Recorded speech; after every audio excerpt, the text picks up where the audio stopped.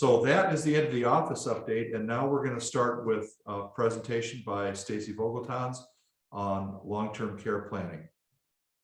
Stacy? All right, thank you, Mark, and thank you to everyone at home who joined in today. If you've joined us for this presentation before, either in person or last year over Zoom, you've probably heard me talk about long-term care planning and Medicaid planning before. This year, I'm gonna be talking about that again. I'm gonna be focusing on some real-life examples of how this planning actually works for our clients. So I've got just a few examples that I'm going to be going through with you today. So go ahead. So our first example is actually showing kind of what can go wrong if you don't engage in Medicaid planning, if you're just kind of doing your own thing, and then you might end up with some problems later on. So in this example, we've got Father Lenny and his daughter Linda, and their problem started back in 2019. Lenny was living with, or I should say his daughter Linda was living in Lenny's house with him, helping out, helping care for him. But it got to the point where she couldn't really handle it anymore, and Lenny needed to move into memory care. And that memory care facility is costing him $7,000 a month. So what he did back in 2019, when he moved into memory care, is he actually transferred his house worth $150,000 to his daughter as a gift and kind of to pay for the services that she provided him over the years. In addition to his house, he had $100,000 in his bank account, and that's the money that he used to pay for the memory care at a clip of $7,000 per month. So after about a year and a half, Lenny's money ran out. And at that time, Linda helped by applying for Medicaid on behalf of Lenny. Now, in that Medicaid application, they ask, have you given anything away over the past 5 years? And of course, Linda said, yes, Dad gave me his house as, as a gift, as a payment for helping him over the years. And because of that gift, because of that transfer, Medicaid is going to say, Lenny would be eligible for Medicaid, except that he transferred this house to his daughter. And what ends up happening is that Medicaid assesses a penalty period. Now, this penalty is just a time frame, and it's a time frame where Medicaid will not pay for that memory care bill until the penalty has expired. So Medicaid doesn't ask for money back. They don't make Linda give the house back. They can't make Linda pay. But they just say, for the next 15 months, you've got to come up with a way to pay that $7,000 a month bill to the memory care. So practically speaking, Linda's probably going to have to give the house back or sell the house to have cash to pay, because the memory care is not going to let Lenny stay there for free for 15 months. So this is kind of what goes wrong when you don't engage in Medicaid planning. And now on the next, we're going to talk about how we could have actually helped Lenny and Linda and come up with a much better result. So again, Lenny's only assets were his house worth $150,000, the bank account worth $100,000. If Lenny and Linda had come to me back in 2019, we still could gift the house to Linda. So that house can still transfer to Linda.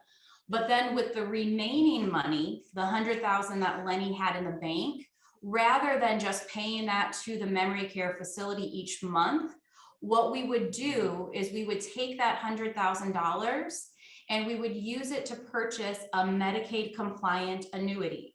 Now, this is a certain kind of annuity that Medicaid allows us to use, where it's not considered gifted because Lenny still has access to it, but he's also going to be eligible for Medicaid.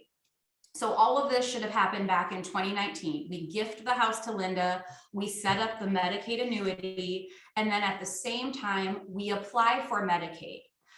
So Medicaid's still going to assess that 15-month penalty for giving the house to Linda, but this time we have a way to pay through that 15-month penalty.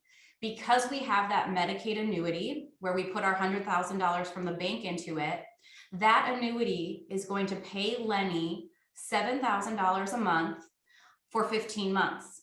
So that's how he's going to pay for the memory care. Once those annuity payments stop, at the same time, that 15-month penalty will be over and Lenny will be eligible for Medicaid and Medicaid's going to start picking up the bill. So we still have the same thing. Linda's getting the house worth $150,000. Lenny is still paying $100,000 to the memory care facility. But once that's done, he's eligible for Medicaid. We don't have this gap of 15 months where we have to try and figure out how we're going to pay for it. So that's the difference between, kind of doing something on your own and not realizing there's an issue versus planning with our office where we can get, the same end result and we don't have to worry about the penalty. Okay, we're going to move on to our second example. And in this example, we have a person who doesn't have a whole lot of assets left, and they might not think they need Medicaid planning. So in this example, we have daughter Kathy, and she's going to move her mom Sue into an assisted living facility. Sue will be eligible for Medicaid in less than 5 months because she doesn't have all that much left in her assets. Her only asset is a bank account worth $30,000. So her daughter Kathy doesn't think it's worthwhile to do any kind of Medicaid planning because she's going to be eligible in less than half a year. But we could still do some Medicaid planning. We could help the family out. So one thing we could do is pre-plan and prepay for a funeral and burial. By doing that, we ensure that it's taken care of and the kids aren't going to have to pay for that out of their own pocket. So that might be $10,000 that we spend on a funeral. So we still have $20,000 left in Sue's bank account. What we could potentially do with that is put it into a special kind of trust. Again, this is a trust that is allowed under Medicaid rules. By setting up this trust, it's not seen as giving it away. So there's no penalty period for moving the money into the trust. And the trust money can still be used for Sue's needs. So once we move the money into this kind of trust, Sue would be eligible for Medicaid right away. So Medicaid's going to pay the bill at the assisted living, but they're not going to pay for other things that Sue might need over the rest of her life. So that might be new clothing. It might be dental care that's not covered by her insurance. It might be, she needs a new lift chair when she moves into the assisted living because she can't get up on her own anymore. Her TV breaks down and she needs a new TV. All of those kinds of expenses to keep her comfortable can be paid out of that trust money while Medicaid is paying the major bills. Another way we've seen this money used is to pay for a private room for Sue. And the difference there is once you go on Medicaid, Medicaid will always, or the facility will always make you move into a shared room. And so in order to keep Sue more comfortable and give her a little more privacy, we can use that money to pay the difference between a shared room and a private room. So it's used to make Sue's life more comfortable at the end of her life. Okay, now we're going to move on to example 3. In example 3, we've got a married couple. So this married couple is husband Bill and his wife Mary. Mary needs nursing home care, and the nursing home is going to cost over $10,000 a month. So Bill comes in and he's really worried that, at $10,000 a month, it's not going to take all that long for them to go through all of their assets. So he comes in and he's worried and he wants to know what he can do to protect money. So we've got Bill and Mary's assets listed there. Just to go through those, they have a joint bank account worth $80,000. They've got a savings account that's just in Bill's name. That's worth $20,000. They've got a house. They own that outright, no mortgage on it, $250,000. They each have a life insurance policy in their name. The cash value on the life insurance is $25,000 each, and the death benefit when they pass away will be $75,000 for each of them.